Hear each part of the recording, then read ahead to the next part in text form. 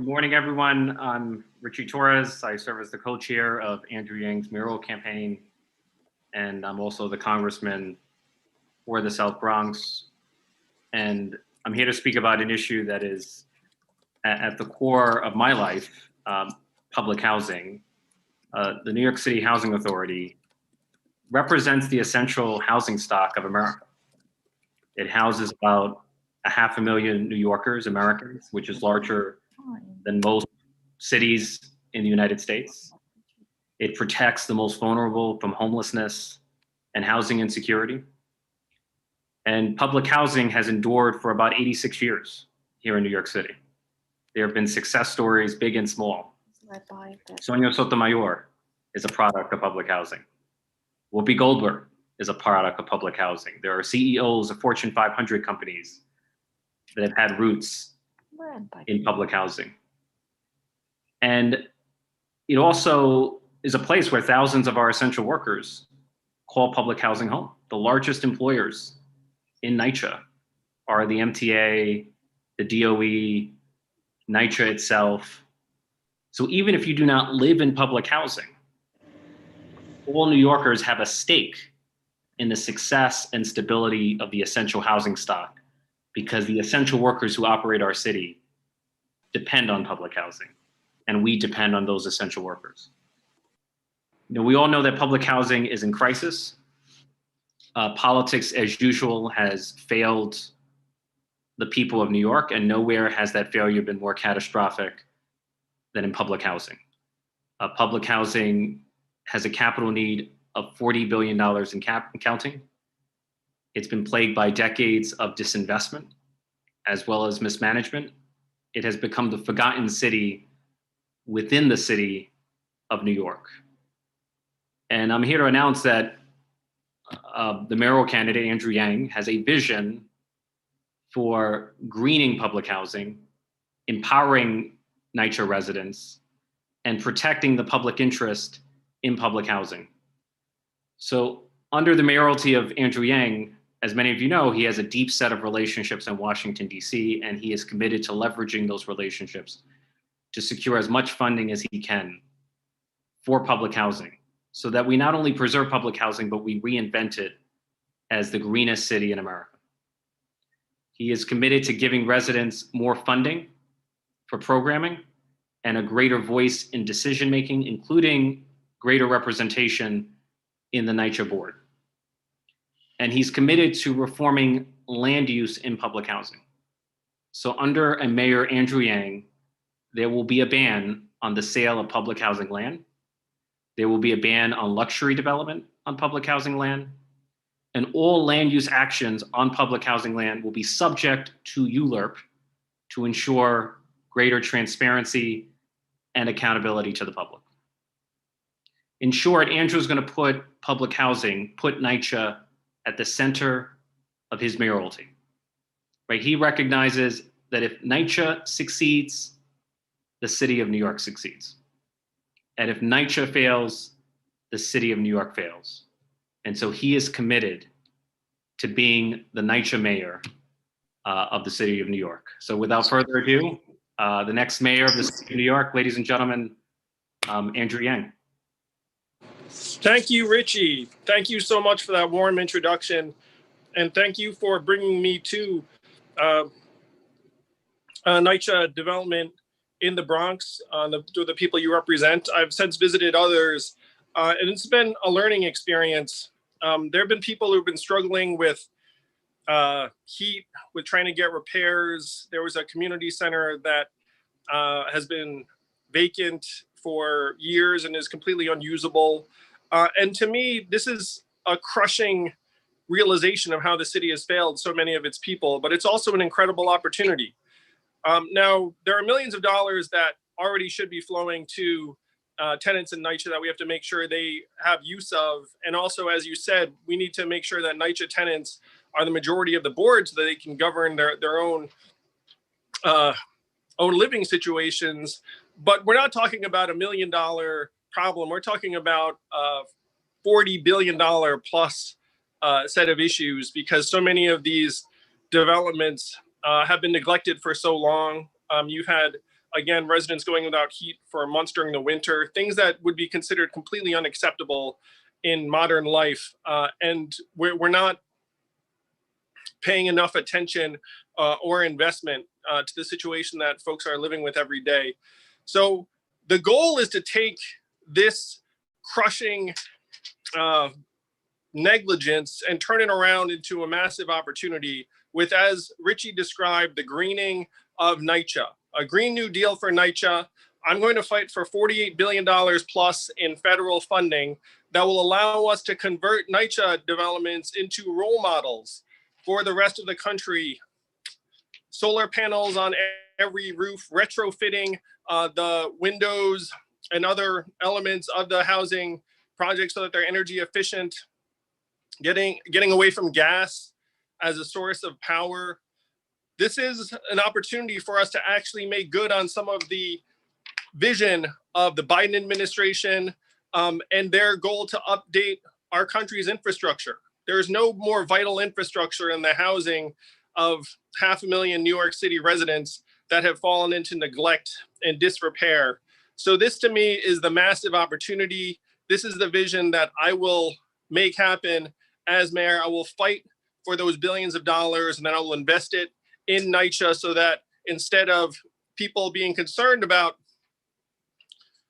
whether their heat's going to work, they'll have people able to rely upon their own infrastructure as a role model for other communities.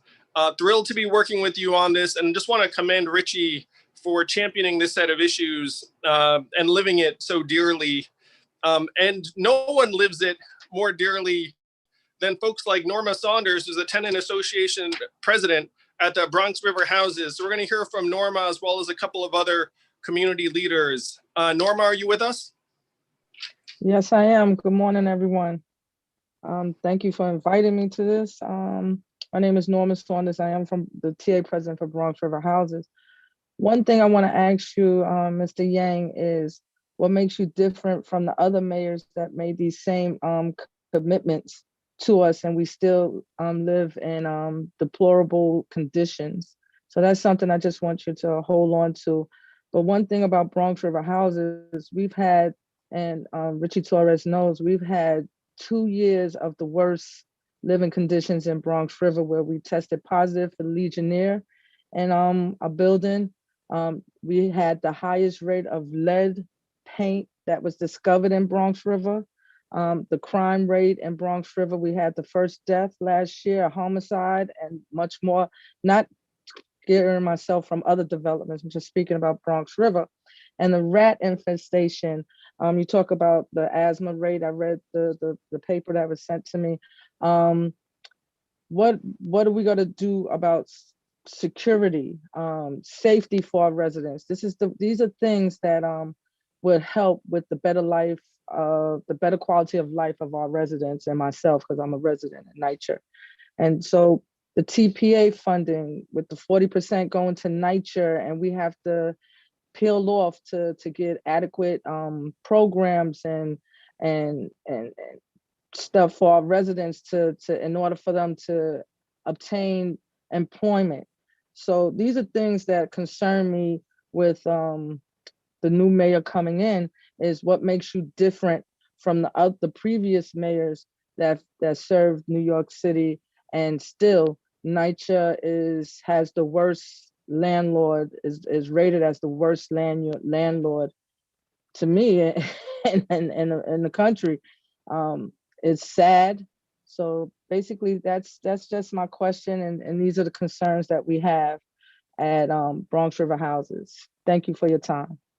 Thank you, Norma, and thank you for representing your people so ably. It's shameful that New York City may be one of the worst landlords in the city itself. I mean, and it's something that I'm determined to change. In terms of what makes me different from previous mayors, please know that I'm going to come at this fresh. And I'm just hell-bent on trying to improve your way of life and the way of life of your friends and neighbors. In terms of safety, I would love some input from you, because really there are folks, I think, who know best. One thing that I've heard and seen is that some people think that it would be helpful to have cameras in particular areas of the development. Others I know are more ambivalent about that, but it's the kind of thing where if folks thought that cameras in certain areas would make them safer, then the city should install cameras. And so that to me is like a direct response to the safety concern. It doesn't solve the entire problem, but I'm told at least in some cases, some people are advocating for them.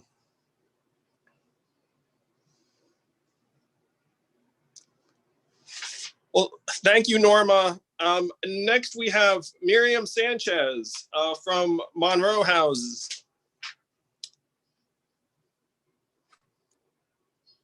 Miriam? Miriam, press the unmute button at the bottom of the screen. Touch the screen and press the unmute.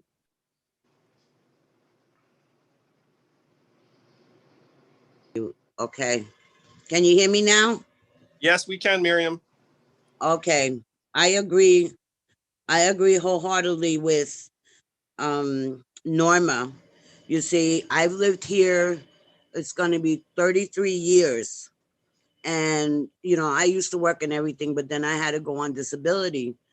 But it seems like every time money is allocated to housing, they sit on the money. And like, I've had experiences of homicide daytime, nighttime over here.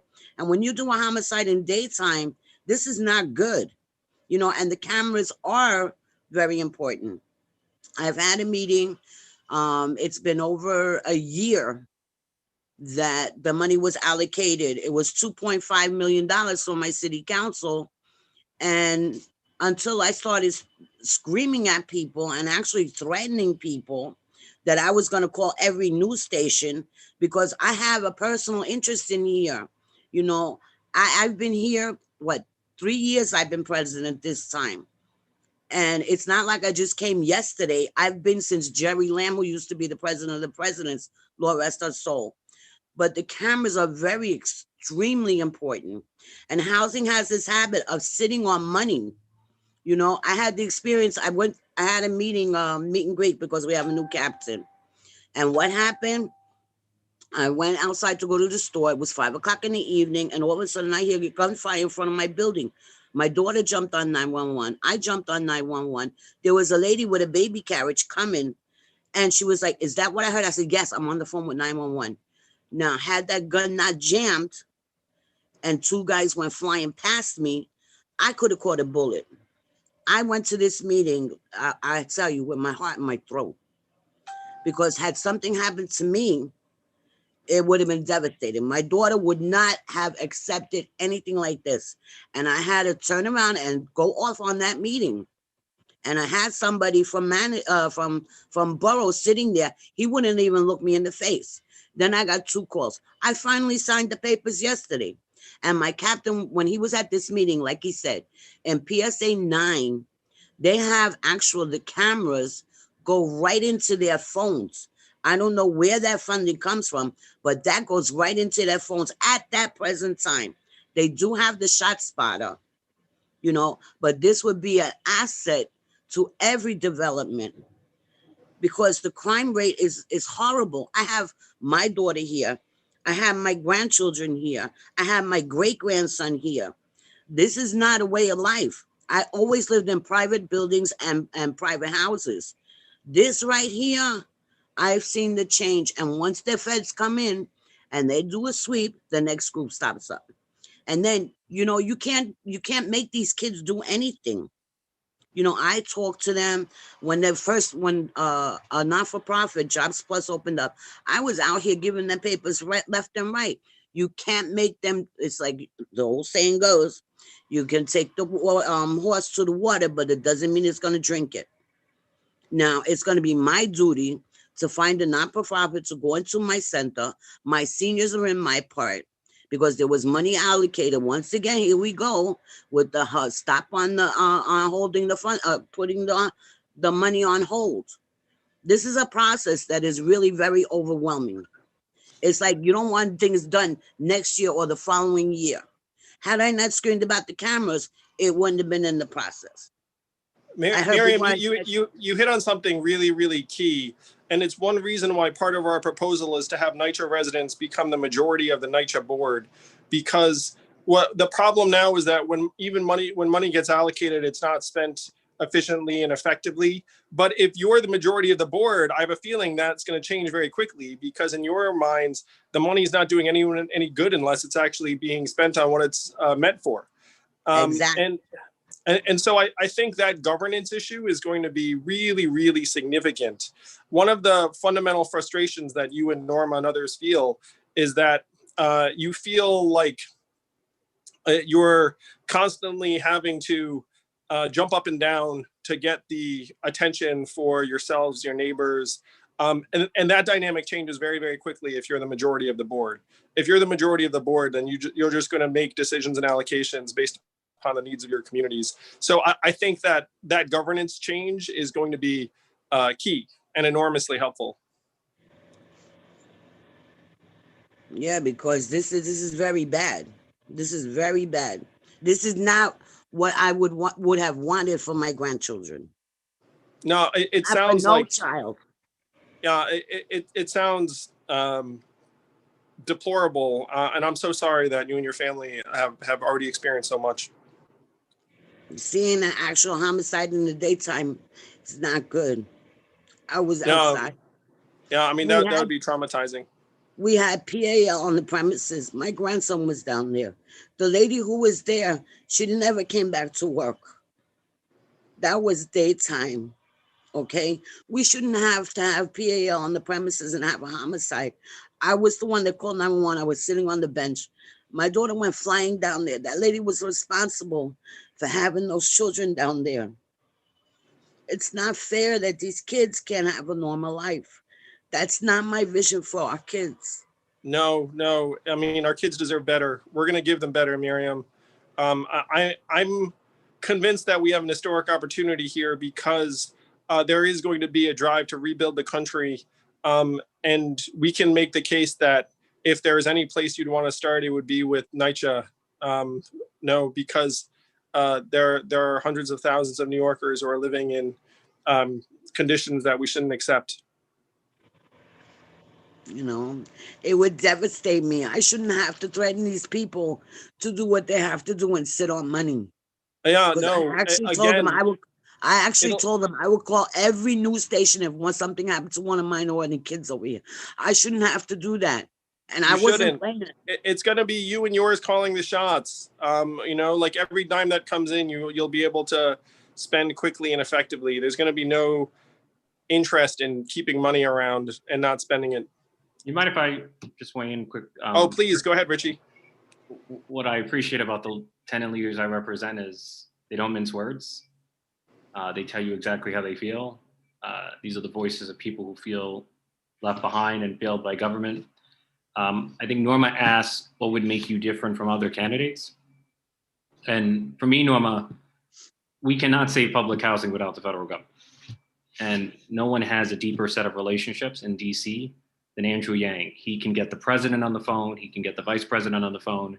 He campaigned his heart out to win a Democratic Senate because he understands that federal funding is central to the future of New York and it's central to the future of the New York City Housing Authority. So he brings a much deeper set of relationships than any other candidate when it comes to the federal government. I think on security, we need more lighting in public housing. We need doors that don't break so easily in public housing. We need violence interrupters that reach out to at-risk young people to steer them away from gang membership. And what often happens is NYCHA will come up with a plan without conferring with the residents and then impose it on the residents. And Andrew wants to approach it differently. He wants to say, let me know what you need. I want you to be partners in creating a security and strategic plan for the future of public housing. So that's what's going to distinguish him from business as usual in New York City politics. So I just wanted to quickly make that point. Well, thank you, Richie. And next, we're going to hear from Mr. Gil Simmons from Monterey House. Good morning, everyone. Yes, hi. My constituents, my fellow presidents touched on everything that was needed to be said. Security is very important in NYCHA developments.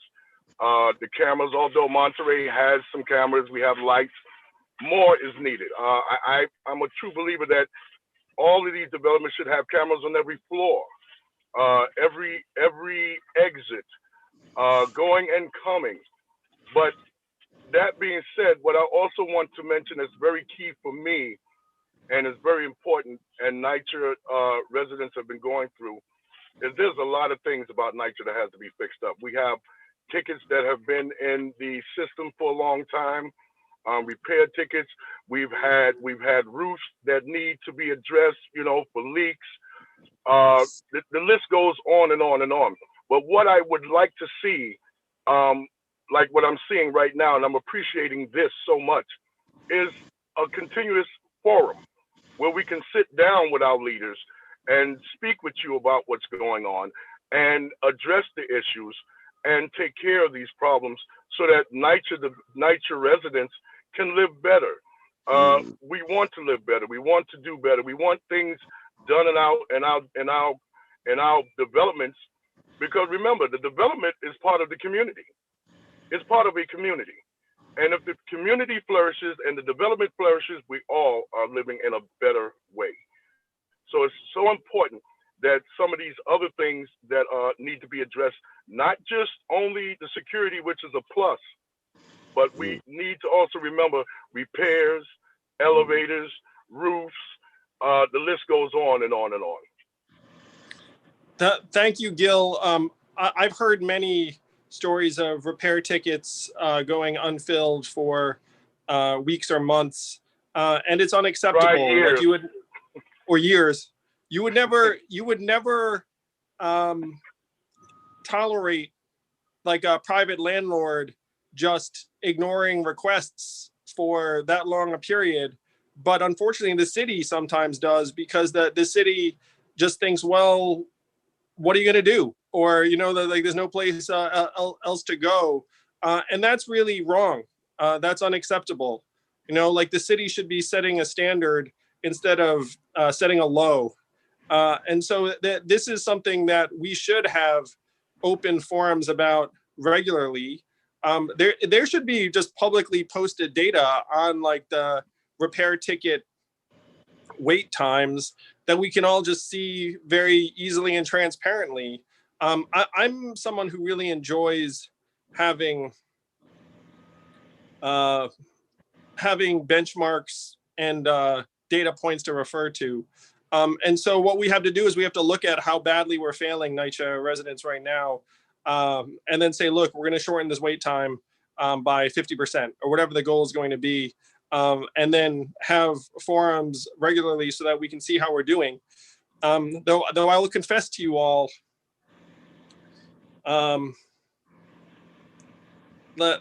my confession is that I'm more of like a person of action than anything else. It's like, to me, the proof's going to be in whether or not we actually solve these problems.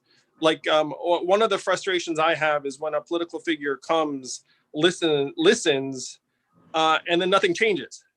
Like I'd rather something change than that the person, you know, like tries to make me feel better about nothing changing. You know, like the standard should be whether we can actually improve the situation.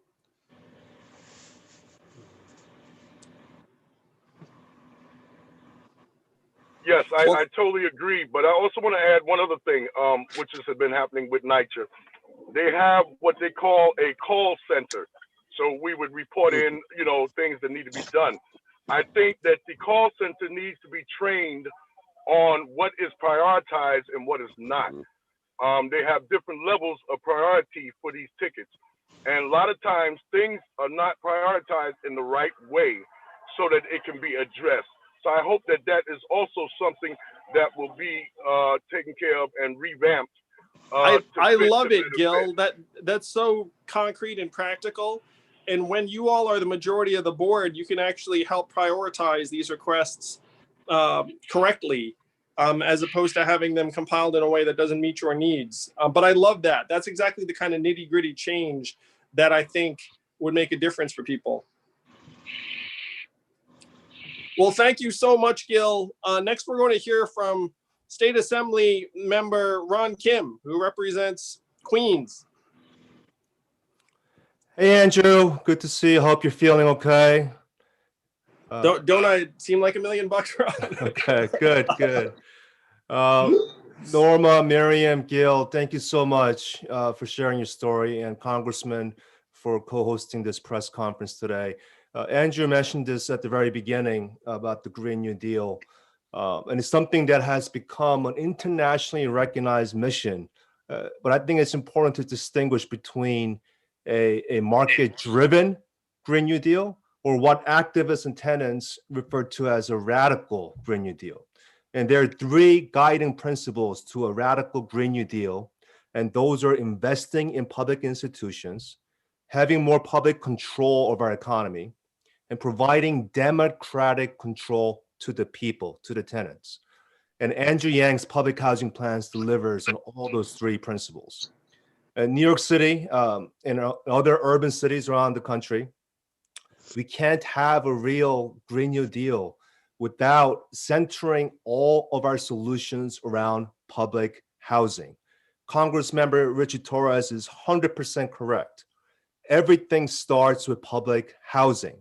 I'm talking about a robust, inclusive economy with fully integrated and electrified public transit buses and systems, social and play spaces for our youth, public safety based on improving social conditions and not more policing.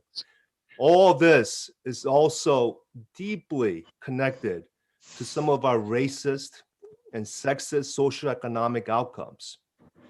When we fail to upgrade and invest in our public housing, we end up blaming and sooner or later criminalizing our tenants for their poverty. Instead of investing public dollars to fix the elevators and make our NYCHA buildings carbon-free, we end up sending more vertical patrols to dehumanize our neighbors. When we fail to build more public and social housing, we're also punishing women who suffer from domestic violence because they're often stuck in places that they can't get out of due to lack of public housing options. Investing in public housing is a direct investment to working class women of color in the city of New York, who are the backbone of our economy. As some of you know, I've been on a nonstop crusade throughout this pandemic and now going into budget negotiations about ending the tax breaks for the ultra rich and asking the billionaire class of New York City to pay their fair share. And I've been hearing a lot about what happens if they leave. What would happen if capital flees Wall Street or if they no longer want to make money for our city? Well, this housing plan by Andrew Yang proves to me that Andrew is first and foremost more concerned about what happens when we start losing our working class, people of color, immigrants, and so many other marginalized communities that feel like no matter how hard they work, there is no upward or social mobility for them. They feel like the outside world will only view them as criminals or unproductive members who attract and bring red-infested living conditions. That they somehow caused the elevators to break down in their buildings, that it's their fault the light bulbs and the staircases haven't been replaced in years. And Andrew's plans are telling us loud and clear that it's not you, it's us, the government, Washington, Albany, City Hall, that has failed to protect you and failed to improve your living and social conditions. As a member of the Assembly's Housing Committee for 8 years, I've seen and witnessed all the promises that went unkept of upgrading and fixing our NYCHA buildings, withholding billions of money for political posturing, bureaucracies misspending capital money to create profits for private companies. I support Andrew because he's not shying away from this moment of great challenges. Instead, he is seeing the opportunities to create a greener future with local jobs and a fully integrated public housing system with little to no carbon footprints. And he's not dragging his feet to this discussion. He's excited and eager to work as soon as possible to get it done, to work with Congressman Torres in Washington, myself in Albany, and collaborate with the governor, President Biden, and anyone at any level to deliver for our city. So let's get him elected and let's get to work. Thank you all. Thank you, Ron. That was incredible. I really appreciate it. And you're right that if we don't take care of our people, what is there? You know, I mean, and we have been failing so many NYCHA residents for so long. Next, we're going to hear from Danielle Deiseroth from Data for Progress, who's going to talk about some of her findings on these proposals. Danielle? Thank you so much. Hi, everyone. My name is Danielle Deiseroth. I am the Senior Climate Data Analyst at Data for Progress. And I'm really happy to be here today to talk about the polling that we have done for a Green New Deal for NYCHA. So at my think tank, Data for Progress, we have worked extensively over the past several years on researching and conducting surveys of voters about support for many of the components in the Green New Deal for NYCHA plan that Andrew has put together. So what Data for Progress has found is that investments to make public housing more energy efficient, sustainable, and safer are incredibly popular with both New York voters and voters nationwide. In a statewide poll conducted just this past fall, Data for Progress found that 71% of New York voters support a Green New Deal for public housing to retrofit and electrify public housing to reduce carbon pollution, eliminate toxic mold and lead paint and pipes, while only 10% of New York voters statewide oppose this proposal. So with a net support of 61 percentage points, it is really clear that New Yorkers overwhelmingly support these much needed investments to public housing. And it's not just New York voters that are overwhelmingly supportive of this proposal. Voters nationwide also agree that the federal government needs to make investments to eradicate hazardous lead pipes and mold in public housing. As been said on this call before, federal funding is going to be essential to help completely overhaul NYCHA. And just a few weeks ago, Data for Progress found that 81% of voters nationwide support federal investments to remove lead pipes in public housing, while only 12% of voters think that this investment would be a waste of taxpayer money. And support is also really strongly bipartisan. 85% of Democrats, 81% of independents, and 76% of Republicans all agree that the federal government needs to provide these much needed funds to improve public housing. And Data for Progress has also found that a majority of voters nationwide are more supportive of public housing policies that include job apprenticeship programs, new jobs for public housing residents, and investments in rooftop renewable energy generation, all of which are outlined in Andrew's plan. So Data for Progress has conducted some policy analysis as well that was done in conjunction with the Socio-Spatial Climate Collaborative and the McHarg Center at the University of Pennsylvania, that has shown that a Green New Deal for NYCHA has the potential to cut NYCHA's annual carbon emissions to zero by 2030. And that is basically the equivalent of taking over 450,000 cars off the road. So that's a very significant reduction in carbon emissions. And a Green New Deal for NYCHA can also create over 325,000 jobs in New York City over the next decade, with priority given to NYCHA residents for these high-skilled and high-paid jobs with opportunities to join labor unions. So with near unanimous support, it is really clear that voters both in New York and nationwide support the critical measures outlined in Andrew's housing plan that will create new good paying jobs and improve the health and safety of all those who live in public housing. This is the path to not only decarbonize New York City, but also to empower public housing residents and advance the environmental justice agenda New York deserves. Thank you, Danielle. That was so compelling. I love data, and in this case, it seems like the voters of New York have common sense, where they see that we should be investing in the modernization and sustainability of public housing. I'm going to close with a conversation I had with Joe Biden. It was before he'd won. We were still campaigning, and we were talking, and then he was like, Andrew, we're going to need to rebuild the country. We're going to need like a new deal we're just going to have to think a lot bigger about things we can do to help get the country back on its feet. And I think about that conversation with Joe a lot because I told him I couldn't agree more, Joe, that he was right then, he's right now.